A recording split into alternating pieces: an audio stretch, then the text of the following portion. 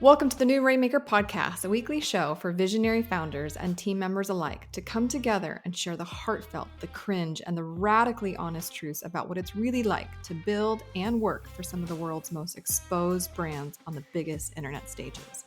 I'm your host, Veronica Romney, and after working for some of the biggest names in the online space myself, I've learned that it takes both leadership and dream team collaboration to truly scale a company to its greatest potential. You can build a business alone, but you cannot scale it on your own. And my goal on today's episode and every episode is to inspire our dreamers and empower our leaders. Make sure to follow and share my podcast with your friends and colleagues, and feel free to tag me on Instagram at vromney with your insights and ahas. Now let's make it rain on today's episode.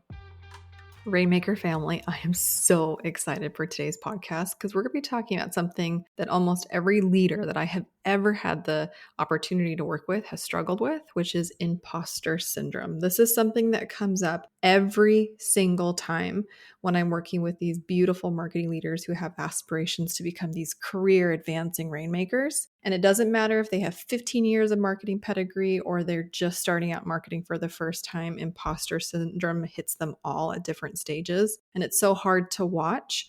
And so I'm inviting a very special guest who is the master of such things. She is not here for the status quo in any regard. Her middle name is Impact. I don't know if we're just going to go with that, like literally impact. She's meant to impact the world, raise the overall consciousness of the world. And she also comes from a corporate background. So she has a lot of empathy to what we're speaking about today and can shed a lot of light from her expertise. So without further ado, Miss Tracy Litt, welcome to the podcast. Hey, what's up? I'm so excited. I'm so excited. That we get to hang out. We're already dancing. We're dancing. I know. Well, because we're kind of obsessed with each other. It's just a thing. Yeah. I'm really excited to have you. I mean, we're really, so everybody knows, we're really good friends outside of this podcast interview. She's also a member of the Rainmaker residency in particular. So like, you know exactly what I'm talking about. You've also been in Mexico with us, so you can see the CEOs, you see these rainmakers, you're a part of this dynamic in which I speak of. And I really would love to have a conversation around imposter syndrome from that lens, because we talk about it from, everybody has it to some degree, but this one in particular, my beautiful rainmakers, for an online CEO, they have to replace their boss. Like, I mean, when I was in corporate, I had the intimidation factor. I had all the things. I was told on my first day, like, you have big shoes to fill by the former director of marketing, who I was now, kind of following in their footsteps. So I always had it to some degree. This is different. This is a different level because the person that you're replacing is literally your boss. And 9 times out of 10, this is also the first time that the CEO has had the position of a rainmaker next to them too. So there's a lot of fumbling in this brand new baby relationship. But before we get into that, why don't you just explain why you're the perfect person to talk about this in your background? Let's start with that. Oh, why am I the perfect person? Well, because I'm not going to let you believe your low-level shit. And I am not here to actually have a conversation about imposter syndrome. I'm having a conversation about the fallacy that is imposter syndrome and what it means to step into your consciousness and understanding what's going on with your mind, your body, your nervous system, and where those fraudulent thoughts are derived from, so that you actually can recognize your power and stop using imposter syndrome as a crutch and a point of commiseration. So that's what we're really going to do here. I mean, some mic drops from the top. Why don't you tell the good people where you started from? Because the person that you have, like the phoenix that you are, is not who you were just a couple years ago in many ways. So like, give me the journey of Tracy Litt too. Yeah. So we're always evolving. I'm not who I was last year, right? Or the year before. When I came through and came out of corporate, and I had some awakenings prior to the big one that was my catalyst in corporate. I was a VP of HR and my soul was dying, right? So I had hit all those external success measurements as thrusted upon us by culture and society, and, the big job and the big money, and I'm working from home and they love me and I love them. There was no quote problems other than the fact that the whisper became a scream and my soul was like, you're meant for more, you're capable of more, you are a vessel for bigger impact. And that's when I really took the leap into personal growth and development and then launched the Lit Factor. We are a personal growth and ascension company that focuses on the intentional identity evolution of leaders and entrepreneurs, right? So that's like the quick and dirty of what we do. And the reason why I understand the fallacy of imposter syndrome.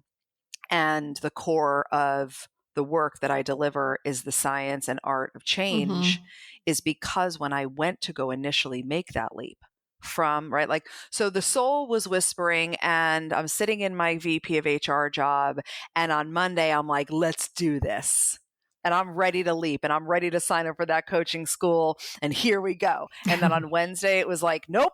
Who do you think you are? Success is not for you. What if it's too much of a risk? And then the next Monday, but I'm ready. And the soul comes through again. And I'm getting pumped and I'm getting jazzed. And maybe I dare to tell someone I'm going to do this. Oh, yeah. And then Tuesday morning, oh, not so much. Sit back down. Stay familiar with who you are.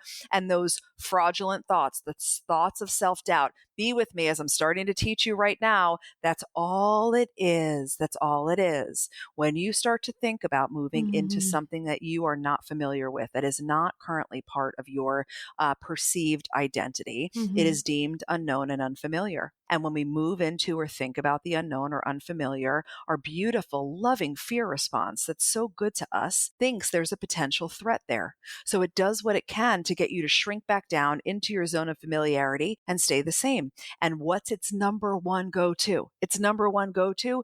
Thoughts of self-doubt, thoughts of who do you think you are, thoughts of fraudulence, because it knows if I can populate this thinking, she's going to attach to it. He's going to believe it. And then sit back down, recoil, hide, censor, not become, do nothing, right? And inevitably, in every single moment of every journey that everyone listening to us is on, either your system's winning and your dreams are losing, or your dreams are winning and your system is losing. And you don't get to have both. But I want both. I want all the things. D, all of the above. Where's that choice? Well, you can do that by being greater than your mind, greater than your past, and greater than your emotional addictions, which is core to what we deliver, right? But the point is that if you let your system defined by your mind, your body, and your nervous system lead, you are always going to stay small. You are always going to stay the same because, and this is kind of the like, oh, really? There's not a part of your mind, body, and nervous system that's like with you on this. It's not like, yes, go do it. Or you're going to launch that big thing. Ooh, you're going to open that new position. Oh, you're going to go into that next company. You're going to take that promotion. Whatever that thing is, we are wired for safety. We are wired for sameness. So while you're over here dreaming and visioning and ideating and you're at a retreat and you're like, yes, and this is what I'm going to do. And then you, right? And then you come home and you're paralyzed and you're distracted and you've changed the laundry 17 times and you're walking a dog you don't have and you're not taking the action. It's not because there's something wrong with you. It's because resistance is like fear uses resistance like an undercover agent to get you to not do things because we don't realize lack of clarity, blank brain, confusion, distraction, that's resistance. And we fall prey to it. And then we stay the same. I could just like sit here and just like listen to you all day. Oh, yes. Yeah. All the things. And I mean, immediately as I hear you talking, I'm sure this is happening to our listeners. You're like reflecting on those stories. You're reflecting on those moments where you felt or thought the same. And then I think about my beautiful rainmakers because they'll have those bouts of like massive self-doubt and insecurity. The launch didn't go well. The registration page didn't land. The copy, you submitted it to your CEO and the CEO was like, I would never say it like that. And you're like immediately demoralized. Oh no. Okay. Please go. Can I got to jump in here. This is so important because what are we here to do at the core? We as a divine responsibility of everyone alive in this space and time, but me, the Lit Factor as an organization, we're here to build a kinder, more compassionate, higher conscious world. That is what we're actually doing here. And part of that is helping every being in the world operate from their inherent wholeness.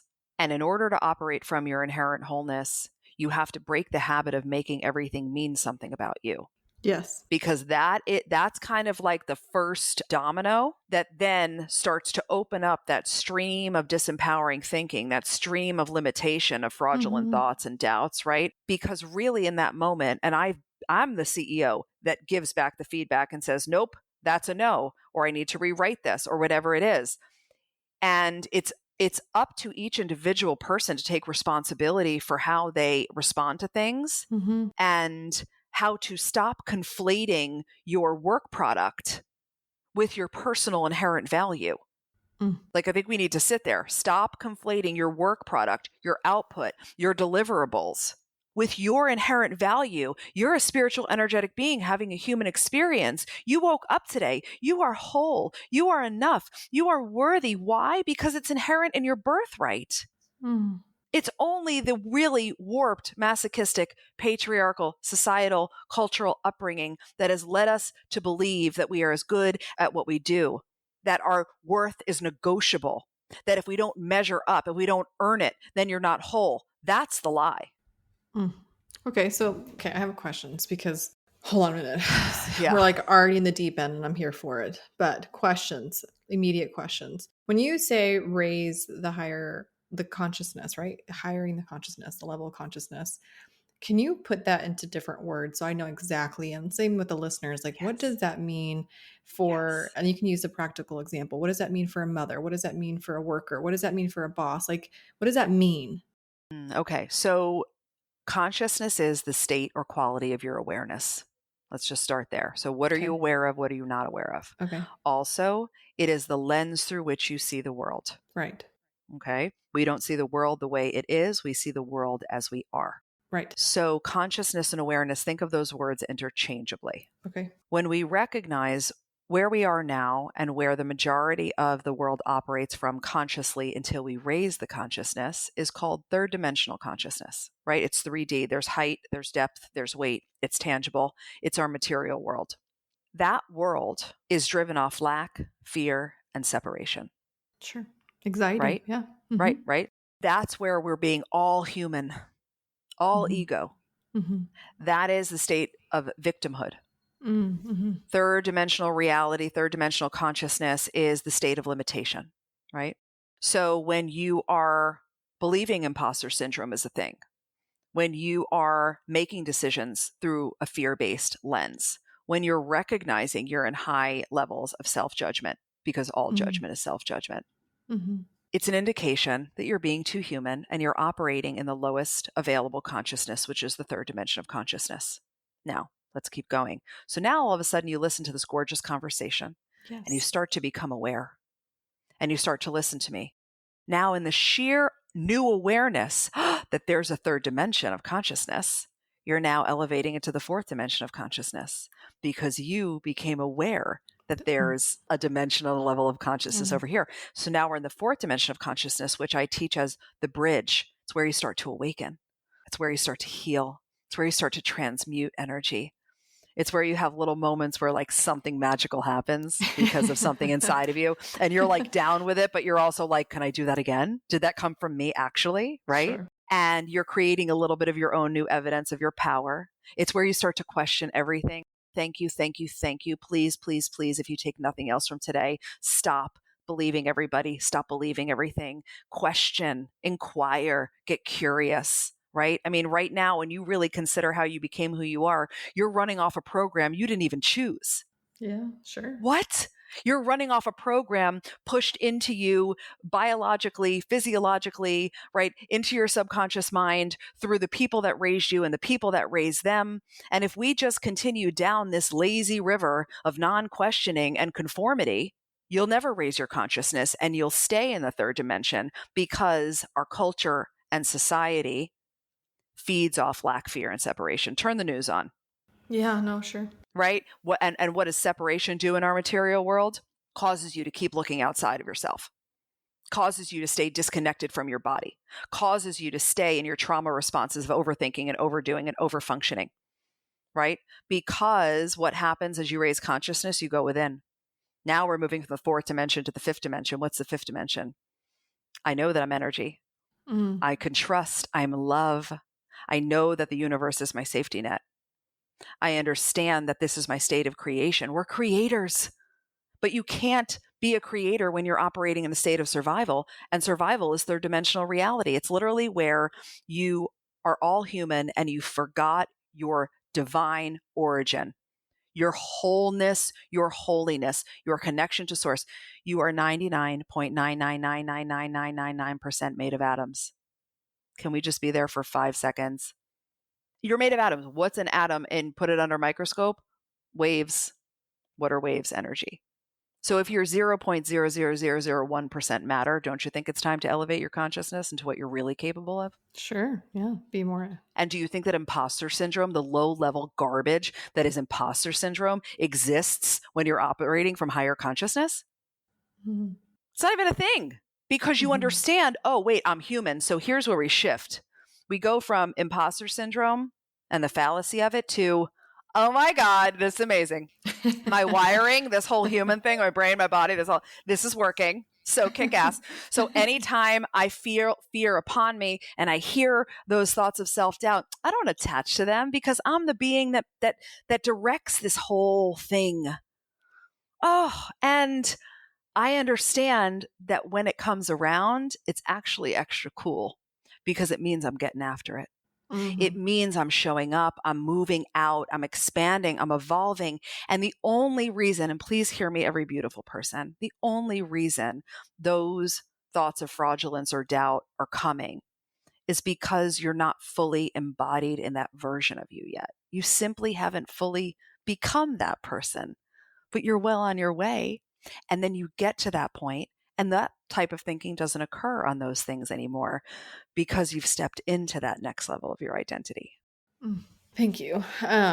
Well, so many thoughts that are going through my mind right now because, hold on, give me a second. Like, Okay. I hear what you're saying, and then I immediately think of like the Truman Show when he's even aware that he's now in the Truman Show and he has to go through the door and it's black on the other side. You're like, I've gone from the third dimension to the fourth Yes. dimension, and then it was Disney World and it was magic, and then I went from the Disney World to like Club 33. I don't know. My brain can't help but just like, yeah, like there's these moments in which the world, your view of the world radically shifts. For me, it was becoming a mother. Like I can pinpoint that moment very clearly because now everything seemed dangerous. Putting that baby in that car seat and taking them home, the road looked different. The cars next to me looked there's just interesting moments in one's life where the way you view something immediately changes into a different perspective, right? Or a different lens. And so that makes a lot of sense to me when you're saying, okay, when you can, or you're even aware that these limiting thoughts or constriction type of feels is actually optional. They don't have to be your reality is a really significant empowerment moment for a person. So taking it back to the rainmaker, or anybody in a position that you're working in an organization that is really measuring you by the work that you're producing, it's very difficult to then separate that and say, well, but I'm not my work. But then you're like, but I can get fired if my work is not quality, and then I'm not somebody worth keeping. So you see how like the language gets really messy. Well, it is, but what you just said is really important because language is critical. So in your language was somebody not worth keeping. Right. Right. So when we really, really look at the entirety of the becoming process, we explore your language, right? Because your language is both driving your focus and attention, your current lived experience, and it's an indication of what you really believe and perceive. Yes. Right. So starting to pay attention to that language is part of it. The first piece is that original piece of I'm going to become aware of the moments where my ego and my fear response want to make things about me. Because the fifth dimension of consciousness, you don't make things about yourself. You know you're whole. You only operate from your wholeness. It's not negotiable, right? So it's recognizing like, okay, I see you. I see you. But I'm learning that my wholeness is not negotiable. I'm not going to lay down on a table and let you affect my wholeness or worth. Absolutely not. Absolutely not. I'm whole because I'm born. Period, right? Does that fly in the face of your upbringing and your belief structure and some things you have to undo? Sure. You've been running under a program. The goal is let's reprogram.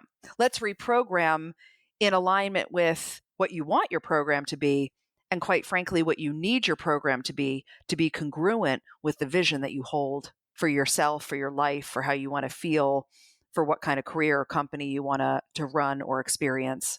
So the first part is the decision. And what I have found about decision is you make a decision once if you're actually deciding, because to decide at its core is to cut yourself off from anything that but which you decided.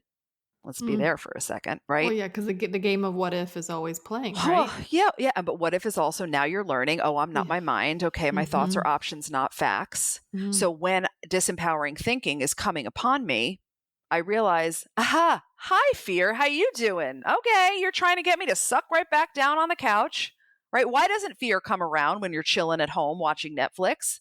Because you're sitting in your zone of familiarity.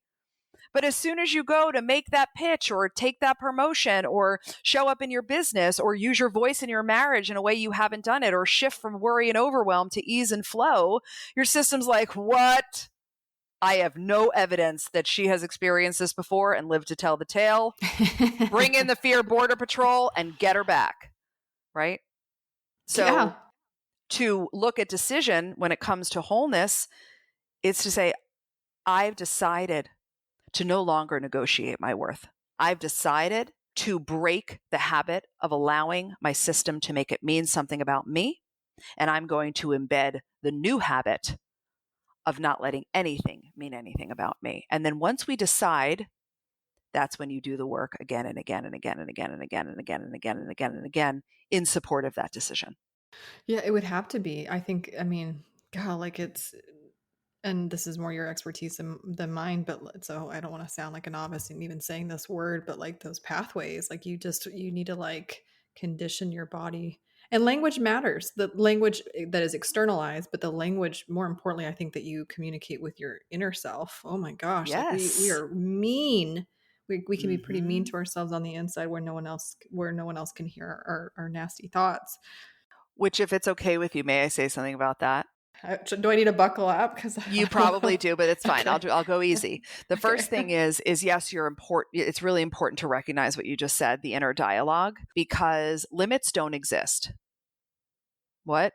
Limits don't exist. What's real is, as spiritual energetic beings having human experiences, we are limitless, right? We are unlimited. The limits we experience come from our own creation. We are the creator of our glass ceilings, right? It is our perceived limitations, the ones that we put on ourselves, the ones that our families put on us, the one that society puts on you, all of these things coming together, because the truth is that everything's available to you all the time. It's like you're swimming in abundance, you're swimming in love, you're swimming in resources, just like you never think to yourself, is there going to be enough air today for me to take a breath, right?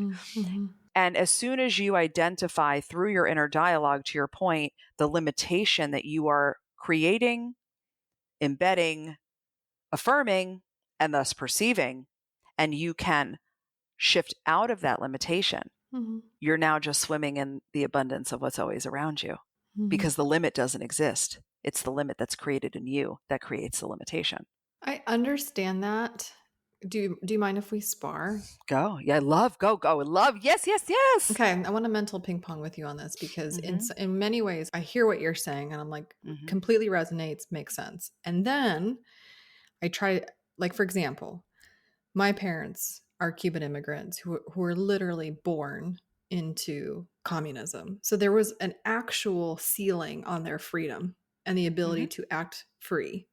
Yeah. So like in these and that's just my personal story, but anybody that's listening to the podcast might have a story in which they were born into some severe limitations one way or the other. And so like I understand that a lot of us create our own or self-generate our own limitations and glass ceilings by the ways in which we like demean ourselves and put ourselves down and all those things that you're talking about. And then there are actual physical, practical in the world limitations that are, given by others in positions of power or whatnot.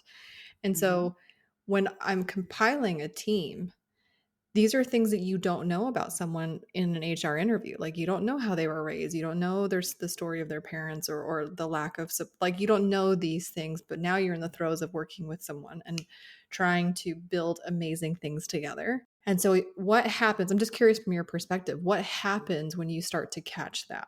And I know you're a former VP of HR, like then I start to panic because I'm like, oh, I think my corporate language starts to like, wait a minute, there's like a line between like, you're not someone, how responsible is the CEO in providing a corrective emotional experience versus like, okay, but the job at hand also needs to get done. These are things that I wrestle with or converse with myself. And I just wanted to have a dialogue about it with you, I guess. Totally. If you're down. I'm down for anything. Okay. I am available. I am transparent. I'm ready to rock.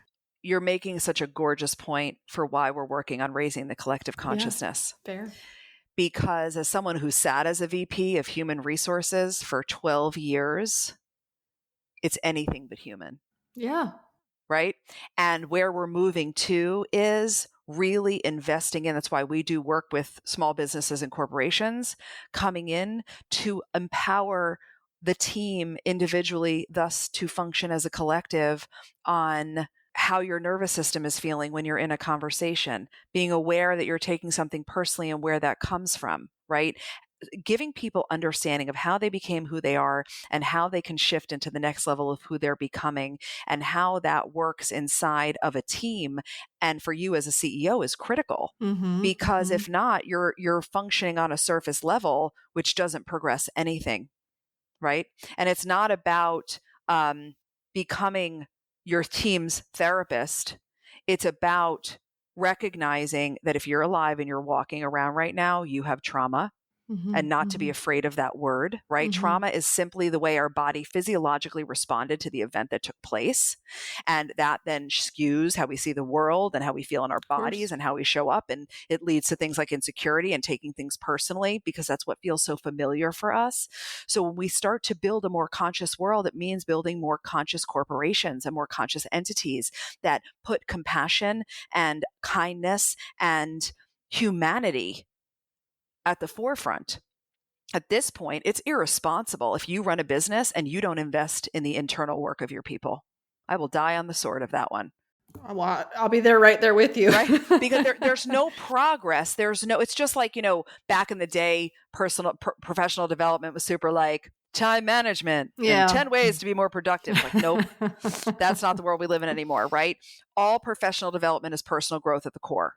And if you run a company, it is your divine responsibility. And quite frankly, you have a social responsibility as a business owner to invest in your people so they can rise to the shared purpose of your organization. Right? I mean, we're all people, and like it's insane when we throw people into an office and you see like 100 people running around, and you're like, wait a second, what's happening here? There's no oversight. There's nothing going emotionally to help them understand, to grow, and your company will only grow at the pace, speed, and impact of the people growing inside of your company. 100%. Yes. Agreed. Right. So there's that. Well, okay. Thank you. Like, I completely agree. And there's like a great quote that's like, you'll never change your output if you don't affect the input. But the greatest input of any organization or movement or anything is the people behind it. Of course. That, yes. Believe, breathe. Yes. Believe, breathe. This is also, it's like, this is what lives underneath elevated consciousness for our world. We are in this consciousness revolution now. Why? Because what we're describing is the culture of our forefathers. We don't live in that world anymore. We are not immigrants anymore. We don't live in the Great Depression. It was real for them then, but it is not real for us now. We have no limitation. We have the world. We open up our phone and we're connected globally. People are running businesses, seeing things that they haven't seen from people they were connected with over space and time and seas and oceans. And it's like, wait a second. We have to shift. We cannot continue to perpetuate the outdated, detrimental ways of being, like, let's just have a company and have a bunch of humans in it, but let's hyper focus on the bottom line and let's look at how not productive they're being, and let's make sure to shame them a little, because somewhere along the line, somebody started to believe that if we make them feel bad, they'll work harder. And now we have a World Health Organization reporting burnout as a medical condition. What? Like, I need you to be pissed off about this. It is not remotely acceptable. And the way to get to higher productivity, which I understand we need and we desire, and more impact and more revenue, and I love those things. I run a company. The way to get there is by going inside and by supporting your people to understand their personal power, by focusing not on the outcome like Disney. How did Walt Disney build what he built? All about conscious culture. Yeah. All about that. And that's where we're moving to. We have to. Like, if you're awake, you're paying attention to the world, old models are being dismantled. The world is screaming at us, starving to operate from higher levels of being. That's what we're doing. Can I ask you a personal question? Yeah, I love it. Okay. You're so game. I just love you so much. You're such a good Love you. sport. P.S. None of this is scripted. She has no idea what I'm about to ask her, but I'm curious about a lot of things. I'm curious about your day. Like with somebody who, oh God, can see the world in such a different way. I have so much compassionate curiosity. I'm like, what is it like to wake up as Tracy Litt? But the personal question is this. I'm with you. I have done an enormous amount of personal growth, development work, like all the work, and still going through the work. And every time I go through these really insane moments of self-reflection, I come out the other side seeing the world just a little bit differently, you know? Does Tracy Litt ever have imposter syndrome today? Do you ever have these moments where you're like, oh no, or like all of that stuff, that third dimensional stuff? And then if that happens, which I hope the answer is yes, but if it happens, what do you do? Like, what do you actually practically do? Because I would love, like, teach me. Yes. Oh, this is so good. Thank you for asking me this. And the first answer is, so the answer is yes and no. And the reason it's no is it's not imposter syndrome because I don't subscribe to that being a thing. So it does not even come close. I really need just stop. Imposter syndrome is a lie. Okay. Mazel tov, your wiring works. You're good. Yay. Wonderful. Now we can move forward. What I do experience is that my wiring's functioning. So right now we're in the middle of two massive, massive debuts, right? I mean, like we are doing a whole remodel in how we serve this world through the love of consciousness and intentional evolution. And it's all brand new. And I have no idea what's going to actually happen next. So since my mind, just like yours, hates the unknown so much, of course it comes up, now it doesn't come up right when I open my eyes because I don't get out of my bed until I put my hand on my heart and say thank you a few times and make sure that my heart is opening and I'm sensing gratitude in my body, right? But then inevitably, I come out of my meditation and I check an email and it's like, oh, I don't know. And the thought, this happened yesterday. Okay. Is this going to work? This was the level of, is this going to work? What if this fails? What if this doesn't do what you're intending for it to do? So those thoughts, it always happens. It always happens. But I love my fear and I understand what's going on. So what do you do in that moment? And this is all part and parcel to mind magic and the work. Tell me. I love it. I love it. I literally sit at my desk, right? I feel it come upon me. I put my hands out. Okay. I pick the fear up. I teach this in my TED Talk. I pick the fear up like a baby. I bring it over. I hold it. And I literally, this is me like alone. I promise I'm going to do a nanny cam in my office one day because I look like I'm nuts. So I'm holding the baby and I'm just like, hi, I feel you. Thank you for showing up. I understand that you think I'm going to die because we've never done this thing before, but I'm creating my dreams and I'm going for it. And in doing that, you're diffusing the fear. You're loving it. You're taking responsibility for it.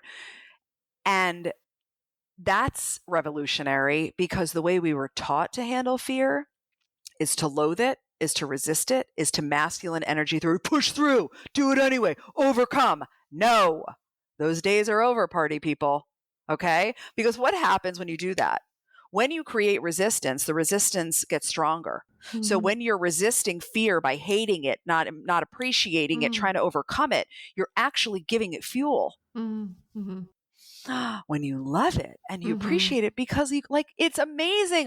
We're on this call because we have active survival fear responses.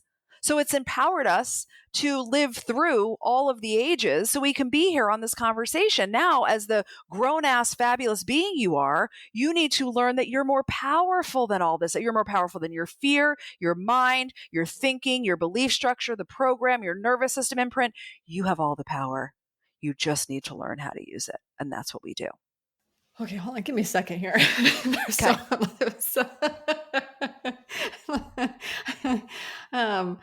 I mean, hold on a minute. Because that was profound.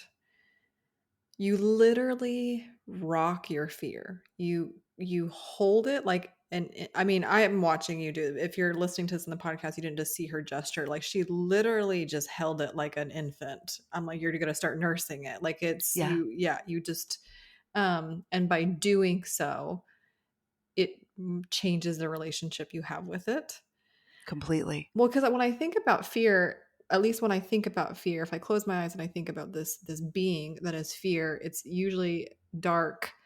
It tends to hover over me like the creeper, or the reaper, I should Yes. say. Like it's that visualization. But then when I just watched you and the visualization that you just did, literally holding fear that is smaller, more infant-like, and you're holding it and bringing it to your chest. I mean, as a mother, it's a maternal response where I'm like, oh, I know what to do with that. I know what to do when my boys are not okay or I need to take care of them. That's like I'll probably never. That's like imprinted in my brain forevermore now. So I want to clip this so badly because that was so powerful. And like you said, it's in your TED Talk, so people can go look at your TED Talk as well. But that's huge. Just that relationship. You literally just took fear from like the death, reaper, and has now it's like a part of you that needs to be nurtured by you. That's like a massive relationship shift and dynamic. So let me Yes. just point that out because I just had that experience to articulate to the listeners.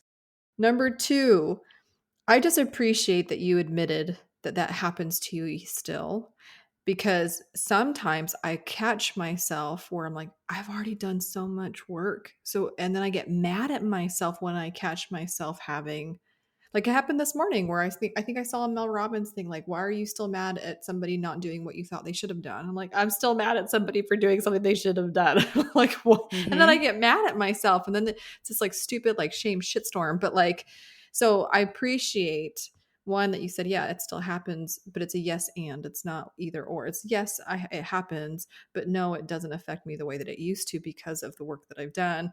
And now you just have, there's means, there's like a practical thing that you can do with it. So that just feels very empowering to me because sometimes the work of personal development can feel so intangible and so like I can't grasp it. And so I really appreciate practitioners like yourself that break it down for people like me that have not come up, like my Cuban parents did not teach me any of this. Let's Yeah. just put it that way. Yeah. They didn't know. And that's the fun Right. part of it too, right? Our parents, we love them. They did everything they knew how to do based on who they were. Yes. And now we know better and we need to Yes. do better. And, what you're saying is so important and emphasizing because we're always evolving. Yeah. Always. You're never done. In our world of Lit Factor, we don't use ED. There's no healed, empowered, right? You're evolved. There's no ED. You're not done until you're dead, right? So allowing yourself to be evolving and recognizing, okay, every time I expand and move into this unknown and do things and all of that, fear's coming, Mm. right? And you stop acting surprised by it, right? All of our clients, fear never stops them again. You come through the work because I'm the fear whisperer, right? Why did I start studying this?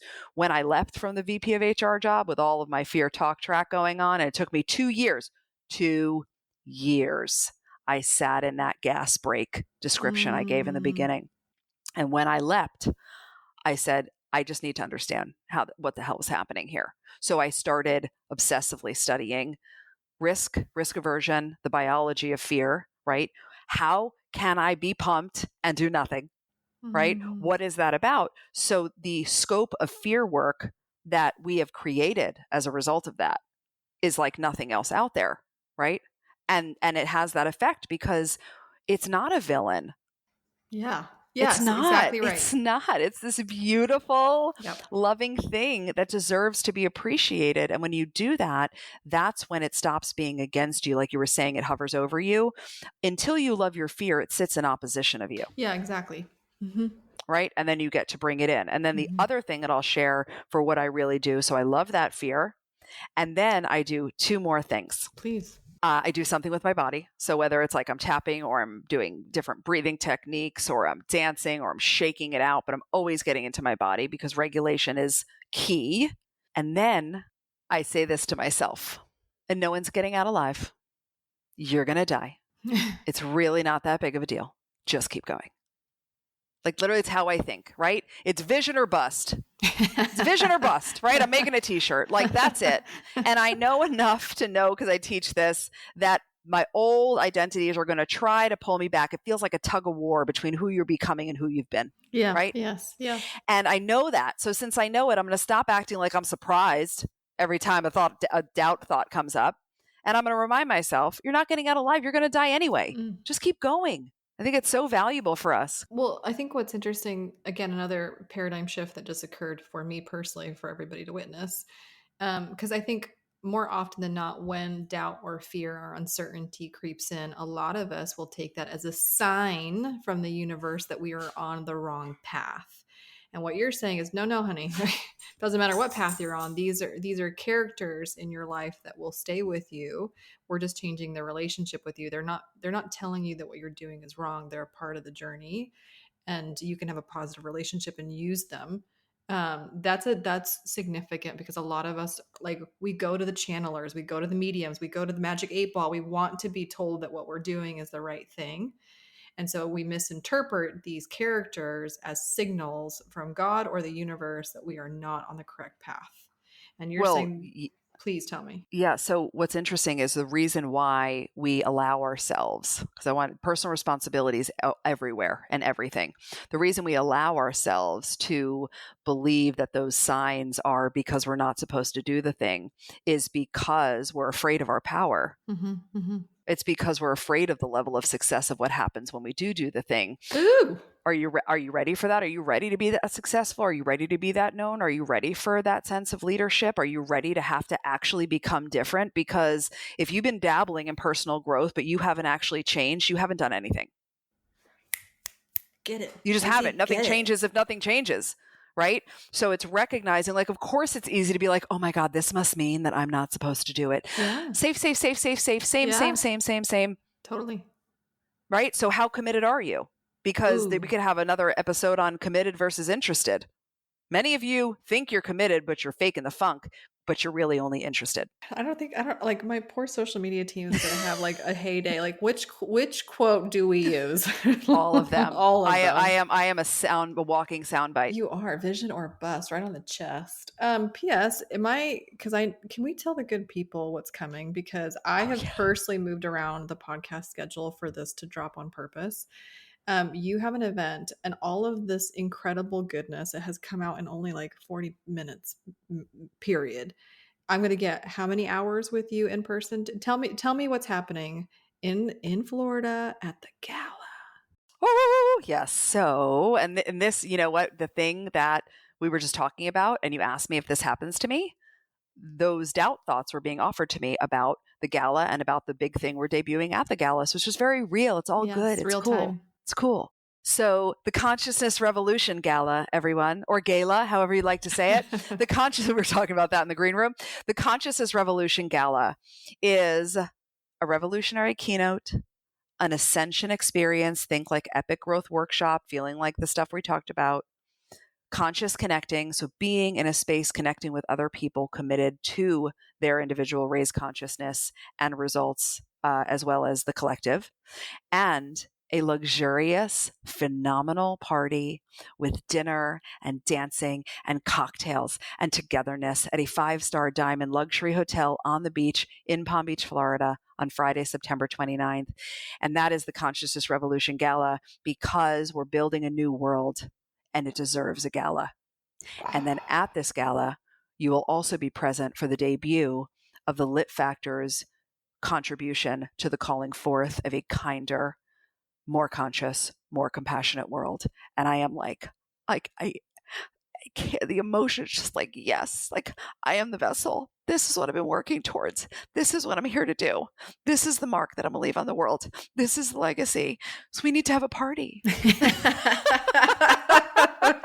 We need to twerk it out, have a party, and kick this off, because, we will obviously link to all of the details and then some. But let me just also put in the practical note, like, this should be way more expensive than it is. Tracy is making it a no-brainer, zero hesitation type of situation and choice to come to be with the caliber of people that she and only she attracts at the location that you have chosen as a Florida native. I know how nice it is. And yeah, it's not even a question. So right now, pencil it in. Friday, September 29th, yes. All day with you, with the prettiest people. evening. So it's an evening affair. So it starts at 6. It's 6 to midnight. Oh, perfect. Okay, great. And of course, it happens to be also on a full moon, which is amazing. Of course. So imagine we have had the keynote, had the experience, we've connected, we're dancing like you're dancing like you haven't danced in so long because you're stopped not judging yourself. We're having a blast, you know, the yummy dinner. And now it's midnight and we're standing on the sand looking up at the full moon. Like, come on. Oh, but wait, there's more, because we're doing the morning after. I own an event planning business 1,000 moons ago. So I love a party. And I also know after a great party, you love the morning after. Yeah. So there's an option to join me for the morning after, which is an intimate group of us. Think pajamas, bottomless coffee, yummy brunch, and an elevated conversation about what your next move in your global impact is. And everybody, just so you know, Tracy loves her coffee jet black. So if that also doesn't communicate the level that this woman is going to show up, I'm just like putting it out there. I have been in your aura. I have been in your physical presence many times. And you weren't even like on. It's not like you were performing or in that zone. And I still walked away like I've changed. Like, so I'm like, it's just the person that you are.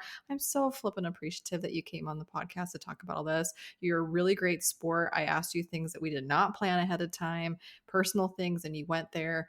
And you're one of the most authentic people that I know. And I know that says a lot because personal development has garnered a reputation where you have to really use your gift of discernment to know who's true and who is not. You've put in the work. You've done the research. You've done the certifications. You've done it all. And so like I have witnessed her work. I have seen her do that with members of my community that she's a part of. And I will stand behind it because you are the real deal. Thank you. I received that fully. Thank you. And I mean, the amount of love I have for you could make me cry right now. Okay. Like, love you. You are such a gift. You are such a gift to this world.